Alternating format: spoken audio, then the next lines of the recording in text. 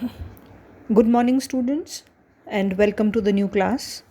Students, I am Dr. Sanjana Sharma from the Department of English. I am going to teach you paper second, prose and fiction. And first, we are going to start with the novel Oliver Twist, written by Charles Dickens. Students, in our today's class, we are going to discuss life and achievements of Charles Dickens, who was a great British novelist. Students, Charles John Huffman Dickens was born on February 7, 1812, in Portsmouth, England. Name of his father was John Dickens and Elizabeth Dickens was his mother. In all, John and Elizabeth had 8 children and Charles Dickens was second of all these 8 kids.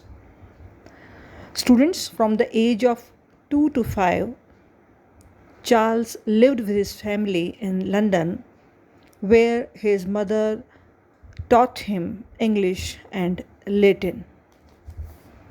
After some time, when Charles was in the 6th year of his life, the family lived in Chatham, where Charles attended a school run by William Giles, the son of a Baptist minister. In the year 1823, the family moved to London, where Charles spent much time exploring the streets that later became scenes for his novels. Charles went to work in a blacking warehouse when he was only 12 years old.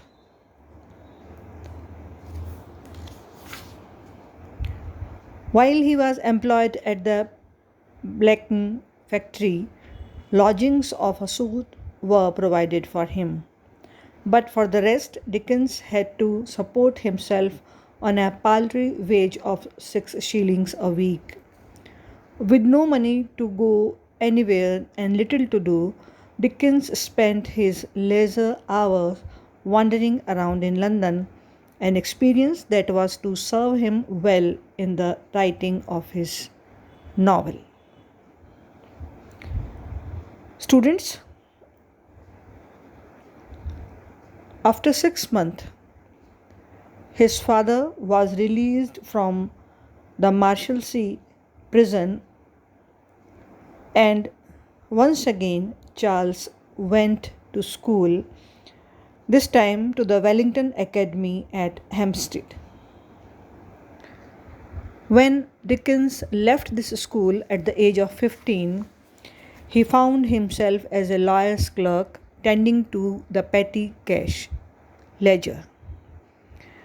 His immediate ambition soon changed and he decided to become a reporter, as his father had done on leaving prison. Students, when Dickens was 22, he thought it would be more exciting to become a general reporter, and he obtained a job on the Morning Chronicle at a salary of 5 guineas per week.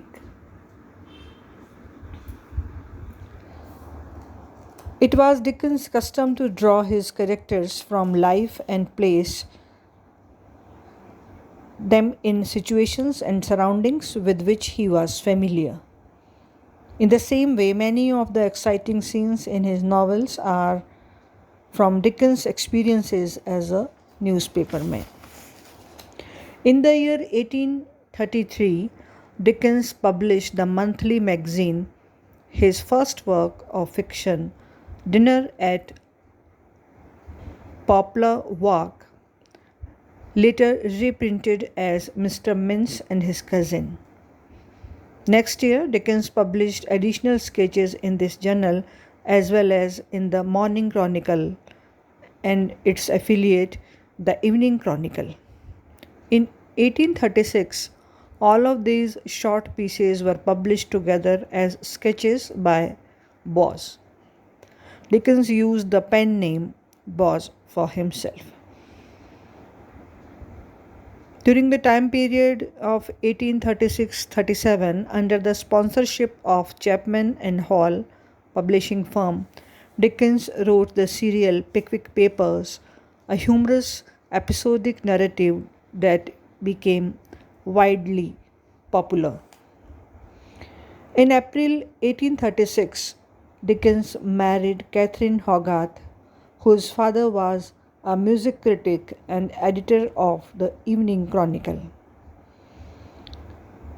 In the late 1830s, Dickens established himself as a social reformer when, as editor of monthly Bentley's Miscellany, he published the Murfrock Papers and Oliver Twist in the year 1837-39. In 1840, Dickens edited the weekly Master Humphrey's Clock, for which he wrote the serial The Old Curiosity Shop 1840-41 and Barnby Rudge 1841. The first of Dickens' Christmas book, A Christmas Carol, appeared in the year 1843, followed by The Chimes 1844, The Cricket on the Hearth 1845, The Battle of Life 1846, and The Haunted Man 1848. From 1844 to 1846, the Dickens family lived alternatively in Italy, Switzerland, and France. And on his return to England in the year 1847, Dickens organized an amateur theatrical company in which he served as a manager and principal actor. In the year 1851, the group was joined by Wilkie Collins, a prominent playwright and novelist who became Dickens' close friend and collaborator.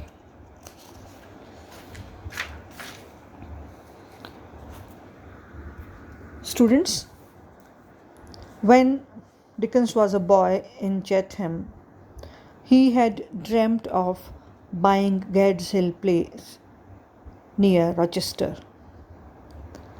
Once again, he was able to fulfill a childhood ambition in the year 1856, as he bought it and lived there most of the time from 1860 until his death. Students, All the Year Around was started by Dickens to ensure its success. The first issue began the weekly serial of A Tale of Two Cities, followed by other serial including The Uncommercial Traveller 1860, which was a commentary on foreign and domestic issues, and Great Expectations 1860-61